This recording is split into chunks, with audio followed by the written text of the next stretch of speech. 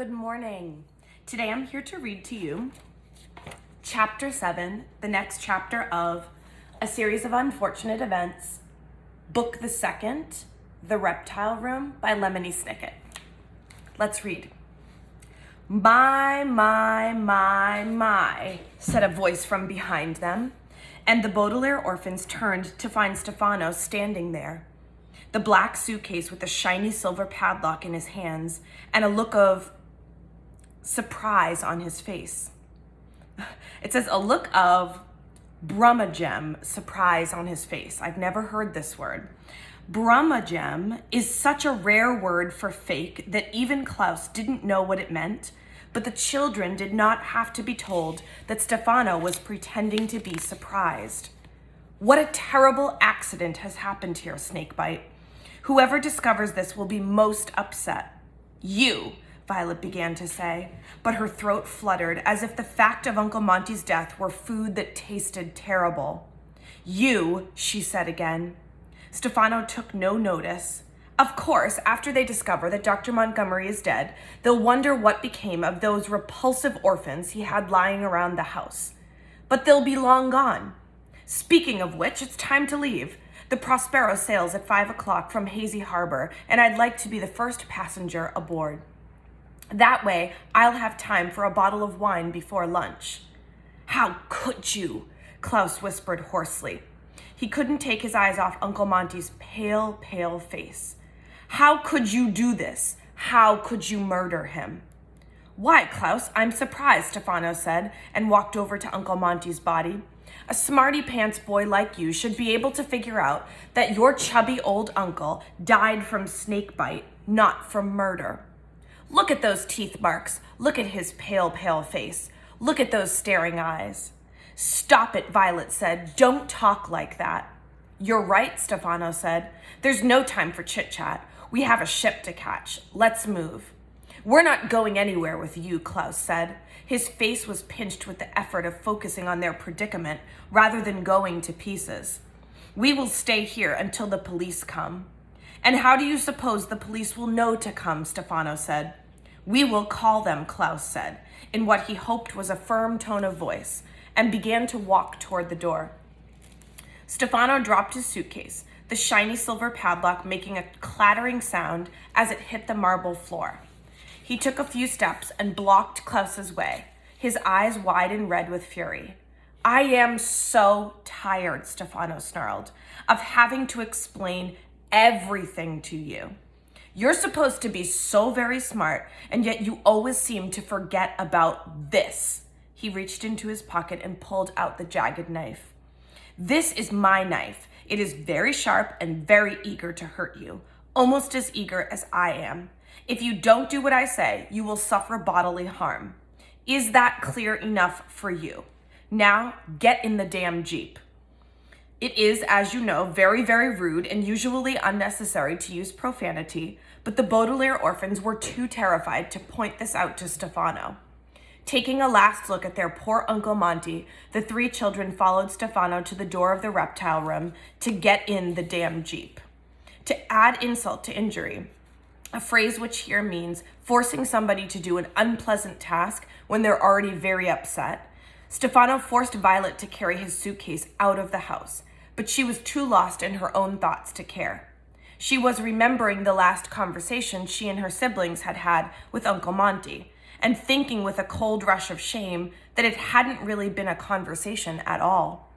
You will recall, of course, that on the ride home from seeing zombies in the snow, the children had been so worried about Stefano that they hadn't said a word to Uncle Monty, and that when the Jeep had arrived at the house, the Baudelaire orphans had dashed upstairs to hash out the situation, without even saying goodnight to the man who now lay dead under a sheet in the reptile room. As the youngsters reached the Jeep, Violet tried to remember if they had even thanked him for taking them to the movies, but the night was all a blur. She thought that she, Klaus, and Sonny had probably said, "Thank you, Uncle Monty," when they were standing together at the ticket booth, but she couldn't be sure. Stefano opened the door of the Jeep and gestured with the knife, ushering Klaus and Sonny into the tiny back seat, and Violet, the black suitcase heavy on her lap, into the front seat beside him. The orphans had a brief hope that the engine would not start when Stefano turned the key in the ignition, but this was a futile hope. Uncle Monty took good care of his Jeep, and it started right up. Violet, Klaus, and Sonny looked behind them as Stefano began to drive alongside the snake-shaped hedges. At the sight of the reptile room, which Uncle Monty had filled so carefully with his specimens, and in which he was now sort of a specimen himself, the weight of the Baudelaire's despair was too much for them, and they quietly began to cry. It is a curious thing, the death of a loved one. We all know that our time in this world is limited, and that eventually all of us will end up underneath some sheet, never to wake up. And yet it is always a surprise when it happens to someone we know. It is like walking up the stairs to your bedroom in the dark and thinking there is one more stair than there is.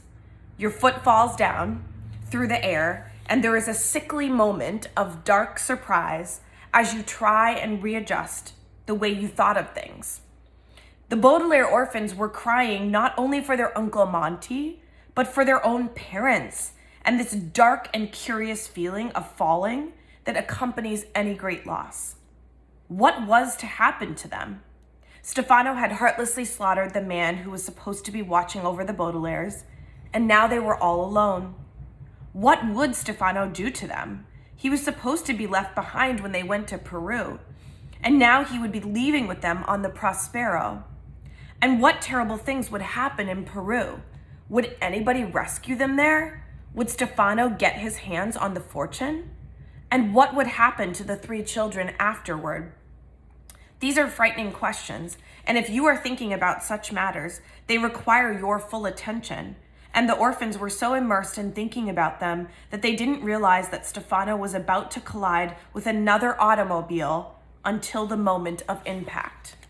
There was a horrible tearing sound of metal and glass as a black car crashed into Uncle Monty's Jeep, throwing the children to the floor with a jarring thump that felt as though it left the Baudelaire stomachs up on the seat. The black suitcase lurched into Violet's shoulder and then forward into the windshield, which immediately cracked in a dozen places so it looked like a spider web. Stefano gave a cry of surprise that turned the steering wheel this way and that. But the 2 vehicles were locked together and with another thump veered off the road into a small pile of mud. It is a rare occurrence when a car accident can be called a stroke of good fortune, but that was most certainly the case here. With the snake-shaped hedges still clearly visible behind them, the Baudelaire's journey toward Hazy Harbor had stopped. Stefano gave another sharp cry, this one of rage. "Blasted furnaces of hell," he shouted, as Violet rubbed her stomach to make sure she wasn't seriously hurt. Klaus and Sonny got up cautiously from the Jeep floor and looked out the cracked windshield. There appeared to be only one person in the other car, but it was hard to tell as that vehicle had clearly suffered much more damage than Monty's Jeep. Its entire front had pleated itself together like an accordion, and one hubcap was spinning noisily on the pavement of Lousy Lane, making blurry circles as if it were a giant coin somebody had dropped. The driver was dressed in gray and making a rough hacking sound as he opened the crumpled door of the car and struggled his way out. He made the hacking sound again and then reached into the pocket of his suit and pulled out a white handkerchief. "It's Mr. Poe!" Klaus cried. It was Mr. Poe, coughing away as usual, and the children were so delighted to see him that they found themselves smiling despite their horrible circumstances. "Mr. Poe! Mr. Poe!" Violet cried, reaching around Stefano's suitcase to open the passenger door. Stefano reached out an arm and grabbed her sore shoulder, turning his head slowly so that each child saw his shiny eyes. "This changes nothing," he hissed at them. "This is a bit of luck for you, but it is your last. The 3 of you will be back in this car with me and heading toward Hazy Harbor in time to catch the Prospero. I promise you." "We'll see about that," Violet replied, opening the door and sliding out from beneath the suitcase. Klaus opened the door and followed her, carrying Sonny. "Mr. Poe! Mr. Poe!" "Violet?" Mr. Poe asked. "Violet Baudelaire? Is that you?" "Yes, Mr. Poe," Violet said. "It's all of us, and we're so grateful you ran into us like this." Well, I wouldn't say that, Mr. Poe said. This was clearly the other driver's fault. You ran into me. How dare you, Stefano shouted, and got out of the car himself, wrinkling his nose at the smell of horseradish that filled the air. He stomped over to where Mr. Poe was standing, but halfway there the children saw his face change from one of pure rage to one of rummagem confusion and sadness. I'm sorry, he said in a high fluttery voice. This whole thing is my fault. I'm so distressed by what has happened that I wasn't paying any attention to the rules of the road. I hope you're not hurt, Mr. Foe. It's Poe, Mr. Poe said. My name is Poe. I'm not hurt. Luckily, it looks like nobody was hurt. I wish the same could be said for my car. But who are you, and what are you doing with the Baudelaire children? I'll tell you who he is, Klaus said. Please, Klaus, Mr. Poe admonished, a word which here means reprimanded Klaus, even though he was interrupting for a very good reason. It's not polite to interrupt. My name is Stefano, Stefano said, shaking Mr. Poe's hand. I was Dr. Montgomery's assistant. What do you mean was, Mr. Poe asked sternly. Were you fired? No, Dr. Montgomery, excuse me.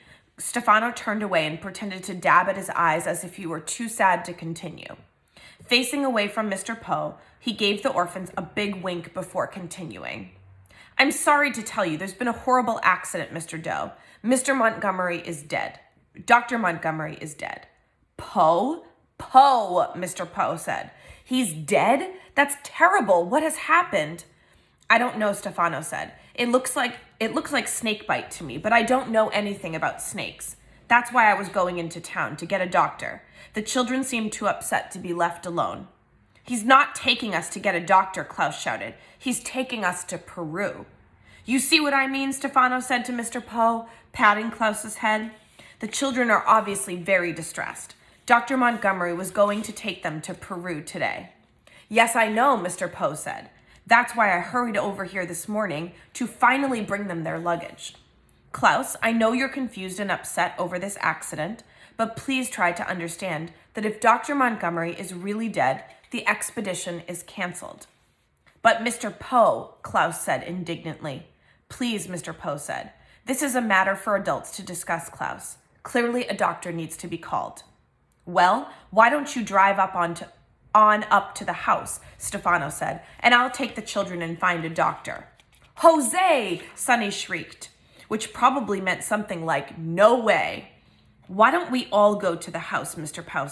Poe said, and call for a doctor. Stefano blinked, and for a second his face grew angry again before he was able to calm himself and answer smoothly. Of course, he said. I should have called earlier. Obviously, I'm not thinking as clearly as you. Here, children, get back in the Jeep, and Mr. Poe will follow us. We're not getting back in that car with you, Klaus said firmly. Please, Klaus, Mr. Poe said. Try to understand. There's been a serious accident. All other discussions will have to be put aside. The only trouble is, I'm not sure my car will start. It's very smashed up. Try the ignition, Stefano said. Mr. Poe nodded and walked back to his car. He sat in the driver's seat and turned the key. The engine made a rough, wet noise. It sounded quite a bit like Mr. Poe's coughs, but it did not start. I'm afraid the engine is quite dead, Mr. Poe called out. And before long, Stefano muttered to the children, You will be too. I'm sorry, Mr. Poe said. I couldn't hear you. Stefano smiled. I said, that's too bad. Well, why don't I take the orphans back to the house and you walk behind us? There isn't room for everyone. Mr. Poe frowned. But the children's suitcases are here. I don't want to leave them unattended. Why don't we put the luggage into your car and the children and I will walk back to the house? Stefano frowned. Well, one of the children should ride with me so I won't get lost. Mr. Poe smiled. But you can see the house from here. You won't get lost. Stefano doesn't want us to be alone with you, Violet said, finally speaking up. She had been waiting for the proper moment to make her case. He's afraid that we will tell you who he really is and what he's really up to. What's she talking about, Mr. Poe asked Stefano. I have no idea, Mr. Toe, Stefano replied, shaking his head and looking at Violet fiercely. Violet took a deep breath. This man is not Stefano, she said, pointing at him. He's Count Olaf, and he's here to take us away. Who am I? Stefano asked. What am I doing? Mr. Poe looked Stefano up and down and then shook his head. Forgive the children, he said. They are very upset. Count Olaf is a terrible man who tried to steal their money, and the youngsters are very frightened of him. Do I look like this, Count Olaf? Stefano asked, his eyes shining. No, you don't, Mr. Poe said. Count Olaf had one long eyebrow and a clean-shaven face. You have a beard, and if you don't mind my saying so, no eyebrows at all. He shaved his eyebrow, Violet said, and grew a beard. Anyone can see that. And he has the tattoo, Klaus cried. The eye tattoo on his ankle. Look at the tattoo. Mr. Poe looked at Stefano and shrugged apologetically. I'm sorry to ask you this, he said, but the children seem so upset, and before we discuss anything further, I'd like to set their minds at ease. Would you mind showing me your ankle? I'd be happy to, Stefano said, giving the children a toothy smile. Right or left? Klaus closed his eyes and thought for a second. Left, he said. Stefano placed his left foot on the bumper of Uncle Monty's Jeep. Looking at the Baudelaire orphans with his shiny, shiny eyes, he began to raise the leg of his stained, striped pants. Violet, Klaus, Sonny, and Mr. Poe all kept their eyes on Stefano's ankle. The pant leg went up, like a curtain rising to begin a play. But there was no tattoo of an eye to be seen. The Baudelaire orphans stared at a patch of smooth skin, as blank and pale as poor Uncle Monty's face. And that is the end of Chapter 7. See you tomorrow for Chapter 8.